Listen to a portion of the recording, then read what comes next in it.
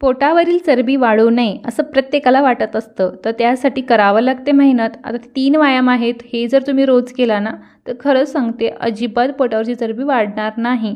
त्यासाठी काय करायचं, खाली बसायचं, दोन्ही पाय आपल्या शरीराच्याच मापाने ठेवायचं आहे, दोन्ही हात वर करायचं, तेच हात पायाला टच करायचं. जसं आपण वाकत आहे ना तर पोटावरची चरबी कमी होते. असं आपल्याला रोज 25चे 3 सेट करायचं आहे. आता पोटाची चरबी कमी करण्यासाठी ना आपण विविध उपाय करून पाहतो. हातपाय बघितला तर एकदम सडक पातळ आहेत, पण पोटावरती चरबी जास्त साठल्यामुळे कसं आपल्या शरीराचा आकार बिघडलेला असतो आणि कालांतराने कपडेही फिट बसतात. आता वाढलेल्या पोटाच्या चरबीला ना वैतागून बरेच जण खाणंही सोडतात, पण खाणं सोडल्याने कसं पोटावरची हट्टी चरबी वितळत नाही. त्यासाठी सिंपल का असो ते पण रोज असं व्यायाम करायचं.